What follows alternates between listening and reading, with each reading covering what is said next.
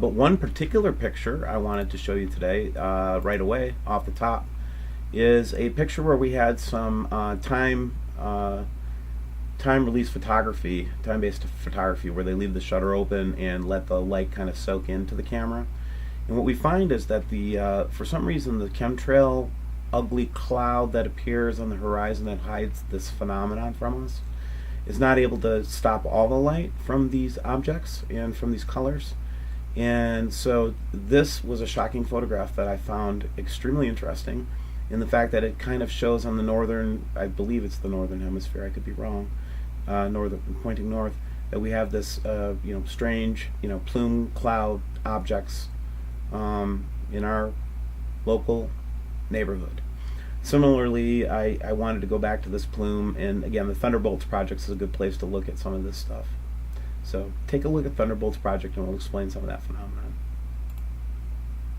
Here's a photograph that I came by over the last couple of days, strangely doing some deep web research into some of the old college files from the universities, and I found a deep spectral image of the Milky Way, the whole slice of the sky, of the Earth that we see.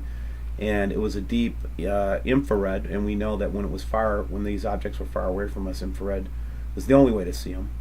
And so this was basically a composite of a bunch of other satellite images. You can see this is that big cloud structure, and I think if you've been watching me, you'll recognize this triangle, and then you'll also probably know that we have been capturing red clouds in the horizon, and we've been documenting their entry into the Earth's atmosphere and things like that. And then I looked at Brazil today, and just I can predictably see this object, with its ring of cloud of dust around it, or refraction or reflection. And then here's the one in Savannah from this morning, last night in Australia, where you can actually see the plume is starting to take better shape, and it's really hard for them to hide with the whatever chemicals they're using. This might be the emitting source, though. I think it really makes it very clear that whatever is making this plume is probably projecting backwards away from the sun, and that looks like it might be the actual object. I just wanted to return to the South Pole cams. It's been invisible for the last couple days. We generated a lot of discussion about this triangle, especially now that we know it's not camera guts and that they're actually continuing this shape. We saw some progression in the shape, this triangle or pyramid or whatever they're trying to, whoever or whatever's trying to do that. And then we've got the of course, here's the direct on view of what we think is one of the objects, and it's big dust cloud around it, kind of going back to this, and just kind of recognizing that this is probably what we're looking at going through here soon. And then I got to talk about the lying again, man. I mean, this is the Chicago skyline from yesterday, and it looked the same in my sky. It was supposed to be clear and high pressure. It's supposed to get really cold. Instead, it's rainy and cloudy now. But yesterday, it was obscene. People were noticing. Even weather people were noticing it, and just talking about the high-level cloud development and snickering on the local TV stations. So they're trying to hide this phenomenon because they definitely don't want us to see this.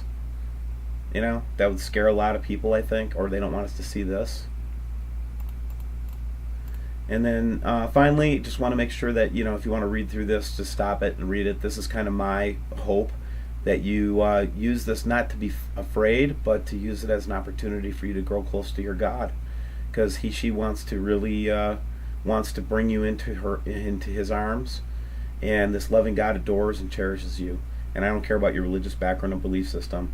God knows how to lead you to the truth. Every religious tradition has this story, and it's time for us to live through it, and it's a good time for you to get right with your God. That's what I'm all about. And then basically just to stop everybody from making decisions for you, and you can make a decision for yourself. I hope you have a good evening. This is Steve Olson signing off.